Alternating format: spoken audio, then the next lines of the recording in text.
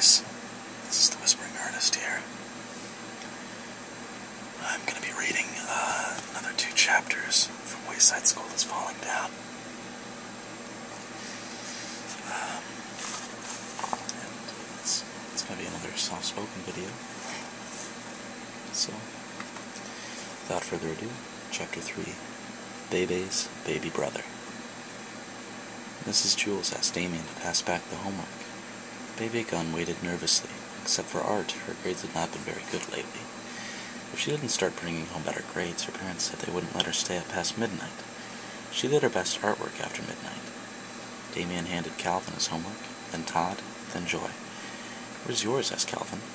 "I don't know," said Baby. "Did you do it?" asked Calvin. "Yes, I did it," said Baby. "I worked extra hard on it. I hope Mrs. Jules didn't lose it." Damien finished passing out the homework. Bebe never got hers. "Bebe, will you come here, please?" said Mrs. Jules.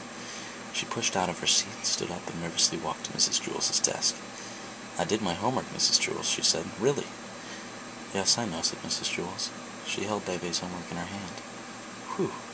Bebe sighed with relief. "I was afraid you lost it." "No, I didn't lose it," Mrs. Jules said sternly.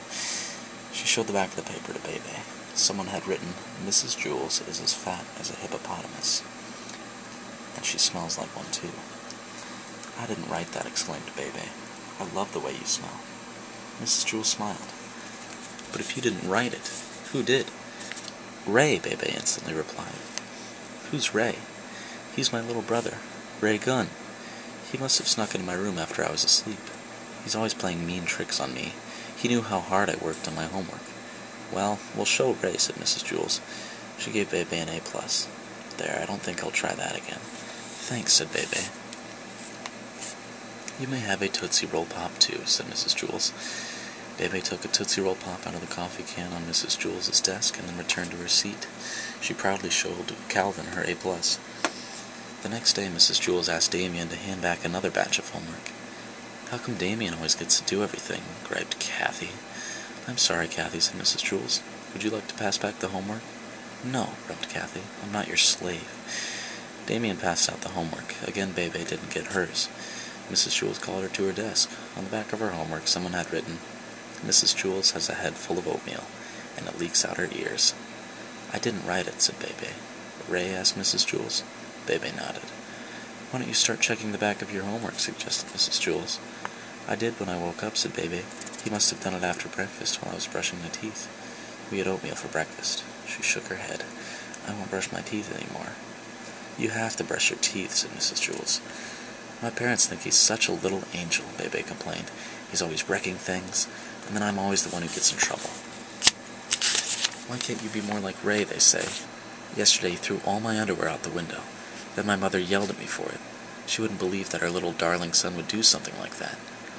Mrs. Jules gave Bebe another A+ and another Tootsie Roll Pop. For Friday, everyone had to write a report and read it to the class. Bebe wrote a report about George Washington. She stood at the front of the room and read it out loud.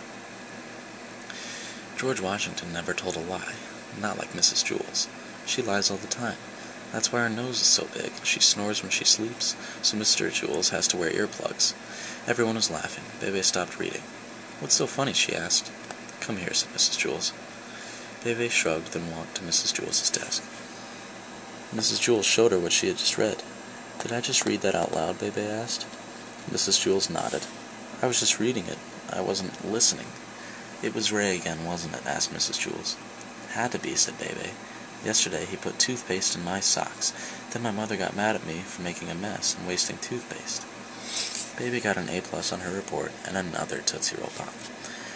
After school, Mrs. Jules called Bebe's mother on the phone. "Hello, Mrs. Gunn. This is Mrs. Jules from Wayside School." "What's Bebe done now?" asked Mrs. Gunn. "Bebe hasn't done anything wrong," said Mrs. Jules. "She's a wonderful girl." "Well, that's a surprise," said Mrs. Gunn. "She's always causing trouble at home." "I wanted to talk to you about that," said Mrs. Jules. "I think you're being unfair to Bebe. I think she often gets in trouble when really Ray is to blame." "Ray?" asked Mrs. Gunn. "Yes. I know you think he's a perfect angel," said Mrs. Jules. "But some children can be angels on the outside and devils underneath." "Yes, that sounds like Bebe," said Mrs. Gunn. "I'm not talking about Bebe.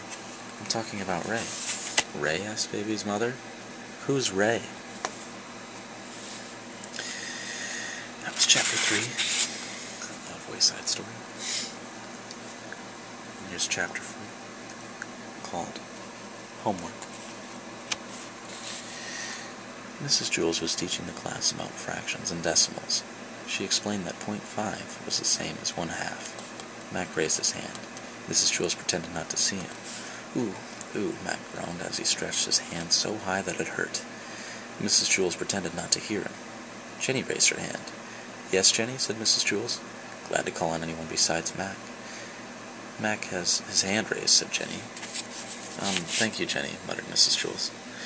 Yes, Mac, what is it? I couldn't find one of my socks this morning, said Mac. Man, I looked everywhere, in my closet, in the bathroom, in the kitchen, but I just couldn't find it. I asked my mother, but she hadn't seen it either. That's very interesting, Mac, Mrs. Jules said patiently. But what does that have to do with decimals? Because, said Mac, I could only find half of my socks. Oh, right, said Mrs. Jules. Does anybody else have any questions about decimals? Yes, John. Did you look under the bed? Asked John. That was one of the first places I looked, said Mac, but it wasn't there. Did you check the dirty clothes? Asked Ron. Maybe it was never washed. I checked, said Mac. Do you have a dog? Asked Bebe. Maybe your dog took it. No, my dog doesn't wear socks, said Mac. Why didn't you just put on a different sock? Asked Allison, even if it didn't match. I thought of that, said Mac. See, but then if I wore a sock that didn't match, I'd be left with only one sock of that color for tomorrow. Then if I wore that sock, I'd have to wear a sock that didn't match with it, and so on for the rest of my life. I would never wear matching socks again.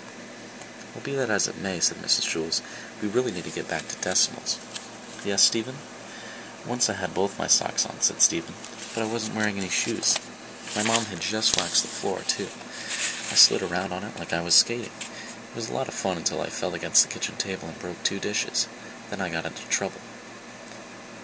What's that got to do with my socks? Mac asked impatiently. Stephen shrugged. Did you ever find your other sock? Asked Leslie. Yep, said Mac, but you'll never guess where. In the refrigerator. He held out his arms in bewilderment. How did it get there? No one knew. See, here it is, said Mac. He climbed on top of his desk so everyone could see his feet. He pointed to his left foot and said, This is the sock I had from the beginning. He pointed to his right foot and said, And this is the sock I couldn't find. His socks were red with gold lightning bolts down the side. Ooh, hot socks, said Mauricia. No, it was cold after being in the refrigerator, said Mac, still standing on top of his desk. I made it up a song, too, while I was looking for it. Do you want to hear it? He sang, I got one sock, looking for the other, one sock, looking for its brother. When I find that sock, I'll tell you what I'll do. I'll put it on my foot, and I'll stick it in my shoe. The bell rang for recess. Since we didn't finish the arithmetic lesson, said Mrs. Jules, you'll have to do the rest of it for homework. All the kids groaned as they headed outside. After recess was science. Mrs. Jules was teaching the class about dinosaurs. She told the class that there were 2 types of dinosaurs, those that ate meat, and those that ate only vegetables. You mean like broccoli? Asked Rondi. I don't think they had broccoli back then, said Mrs. Jules. Just as there were different kinds of animals back then, there were also different kinds of vegetables. Mac raised his hand. Mrs. Jules pretended not to see him. Ooh, ooh, Mac groaned. He looked like he was going to explode. Mrs. Jules pretended not to hear him. She called on Myron. Mac has his hand raised, said Myron. Thank you, Myron, muttered Mrs. Jules. Yes, Mac? My uncle grew the biggest watermelon you ever saw in your whole life. Man, it was huge. It was so heavy I couldn't even lift it. Mac, what does that have to do with dinosaurs? Asked Mrs. Jules. Because that must have been the kind of watermelon that dinosaurs ate, said Mac. Did you eat it? Asked DJ. Not all of it, said Mac, shaking his head. Whew, it was too big for me, and I love watermelon. What did it taste like? Asked Mauricia. Delicious, said Mac, but lots of seeds. You shouldn't eat the seeds, otherwise a watermelon might grow inside your stomach. I once heard about a lady who was so fat that everyone thought she was going to have a baby, but she didn't have a baby. She had a watermelon. Was it a boy or a girl? Asked Joy. Everyone laughed. Mrs. Jules never finished her lesson about dinosaurs, so she had to assign it for homework. After school, Mac walked home with his girlfriend, Nancy. Nancy's class was on the 23rd floor of Wayside. Matt carried his arithmetic book, his science book, his reading book, his language book, and his spelling book. Nancy didn't have any books. "I'll carry your books for you, Mac," she offered. Matt gave Nancy his books. "Don't you have any homework?" he asked. She shook her head. "Man, it's unfair," said Mac. "Mrs. Jules assigns more homework than any other teacher in Wayside School." And that was another 2 chapters out of Wayside School is Falling Down by Louis Sakar. I hope you enjoyed that one. If you're not already asleep, which I hope you are, I'd just like to say good night. Thanks for listening, and please subscribe.